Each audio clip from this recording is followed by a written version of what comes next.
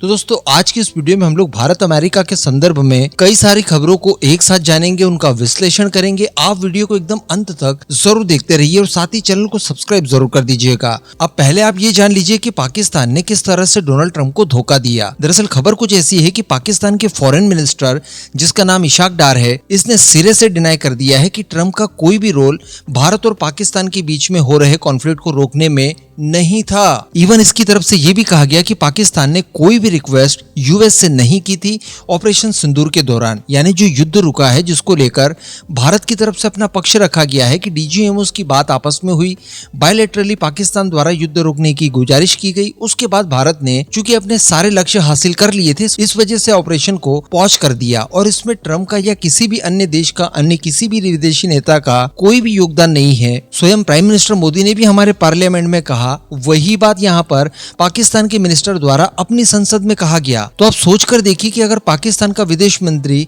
अपनी खुद की संसद में इस तरह का बयान दे रहा है तो ये कोई छोटा मोटा बयान नहीं है। यहाँ पर ट्रंप के दावों को सीधे सीधे नकार देना है, अमेरिका का प्रभुत्व नकार देने के बराबर है और अपनी स्वयं की क्रेडिबिलिटी के ऊपर सवाल उठा देने जैसा है, क्योंकि इन्हीं सब दावों को लेकर पाकिस्तान द्वारा डोनाल्ड ट्रंप को नॉमिनेट किया गया है for the Nobel peace prize. तो आप सोचकर देखिए कि ये बयान इन्होंने दिया है तो इसका कितना बड़ा मतलब था। तो कहने का मतलब यहाँ पर डोनाल्ड ट्रंप एक्सपोज हो चुके हैं। अब अपने इसी एक्सपोजे को बचाने के लिए इन्होंने फिर से नया दावा कर दिया। इन्होंने ये कहा कि देखिए, मैंने ही पाकिस्तान और भारत के बीच में युद्ध को रुकवाया क्योंकि युद्ध बहुत बढ़ता जा रहा था और ये न्यूक्लियर वॉर तक पहुंचने ही वाला था। इसके अलावा जो पिछली बार इन्होंने दावा किया था कि भारत पाकिस्तान के कॉन्फ्लिक्ट में कुल 5 विमान मारकर गिराए गए थे, जिसका कि इन्होंने नाम नहीं बताया था कि भारत के गिरे या पाकिस्तान के। अब इस बार इन्होंने अपने नंबर को बढ़ाकर 5 से 7 कर दिया है कि 7 विमान मार गिराए गए और युद्ध बहुत भयंकर स्थिति में पहुंचने ही वाला था। और फिर मैंने इंटरफेयर करके दोनों देशों को टैरिफ वगैरह की धमकी देकर, ट्रेड की धमकी देकर इस युद्ध को रुकवा दिया। और एज यूएस प्रेसिडेंट इन्होंने एक बहुत अच्छा काम किया है, ऐसा ये खुद कह रहे हैं। तो कहने का मतलब पाकिस्तान जैसे देश से एक्सपोज होने के बाद इन्होंने अपनी आबरू बचाने के लिए ये बयान संभवतः एक बार फिर से दिया होगा। अब इसके बाद हम सभी जानते हैं कि 27 अगस्त आखिरी तारीख है जिस दिन डेडलाइन खत्म हो जाएगी और भारत के ऊपर अतिरिक्त 25% के टैरिफ लग जाएंगे, टोटल 50% के हो जाएंगे और आज रात से ये इम्प्लीमेंट होना शुरू हो जाएंगे। इसी बीच में आपको बता दूं कि एक जर्मन अखबार द्वारा इस बात का दावा किया गया है कि डोनाल्ड ट्रंप ने प्राइम मिनिस्टर मोदी को पिछले 1-1.5 सप्ताह में कुल 4 बार फोन किया। जी हाँ, 4 बार, लेकिन चारों के चारों बार प्राइम मिनिस्टर मोदी ने इनसे बात नहीं की। अब इसके पीछे जर्मन अखबार की तरफ से ये भी बताया गया है कि ये जो प्राइम मिनिस्टर मोदी द्वारा इनकार किया गया बात करने से, ये इनकी गहरी नाराजगी तो व्यक्त करती है, लेकिन इसके साथ साथ भारत बहुत कॉन्शियस है, ये कॉन्शियसनेस भी यहाँ पर दिखाई देती है। तो इसके पीछे इन्होंने कारण ये बताया है कि इसी तरह की एक ट्रेड वॉर जो कि अभी भारत के साथ चल रही है, टैरिफ बड़ा घटा रहे हैं ये लोग, इसी तरह की चीजें इनकी वियतनाम के साथ भी चल रही थी। वहां पर ट्रंप द्वारा वियतनाम के राष्ट्रीय अध्यक्ष को फोन किया गया और इन्हीं टैरिफ्स और ट्रेड डील वगैरह को लेकर बातचीत की गई और बातचीत करने के तत्काल बाद डोनाल्ड ट्रंप ने सोशल मीडिया पर यह अनाउंस कर दिया कि देखिए, वियतनाम के साथ बातचीत हो गई है और हमारी डील सेट हो चुकी है। जबकि वियतनाम के साथ ऐसी कोई भी डील इनकी उस समय तक कंफर्म नहीं हुई थी। इन्होंने अपने मन से ही दावे कर दिए, जैसे ये भारत पाकिस्तान के युद्ध को रुकवाने का दावा करते हैं, ठीक इसी तरह के दावे कर दिए। तो यहाँ पर जर्मन अखबार का यही कहना है कि इस तरह का कोई दावा Donald Trump prime minister Modi से बात करने के बाद भी कर सकते थे। तो इन सब से बचाव के लिए मोदी जी ने इनका फोन ही नहीं उठाया। आप सभी को याद होगा, इस तरह की एक और घटना पहले हो चुकी है जब प्राइम मिनिस्टर मोदी कनाडा में थे, G7 का समिट अटेंड करने गए थे। डोनाल्ड ट्रंप कनाडा से जल्दी आ गए थे अमेरिका।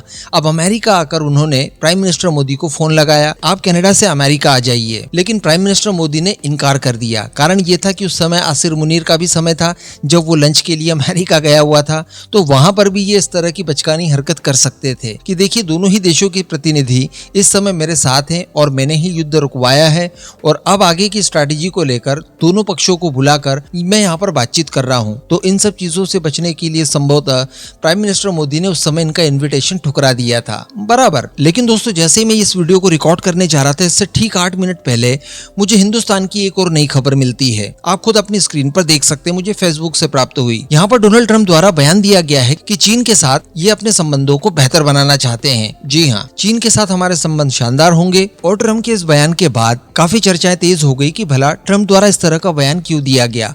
तो देखिए, चलिए, मुझे तो नहीं पता कि क्यों दिया गया होगा, लेकिन आकलन यहाँ पर लगाया जा सकता है। इस समय की अगर बात की जाए तो ट्रम्प की डायरेक्टली दो ही देशों के साथ सीधे तौर पर टसल चल रही है। एक तो रशिया के साथ, दूसरी भारत के साथ।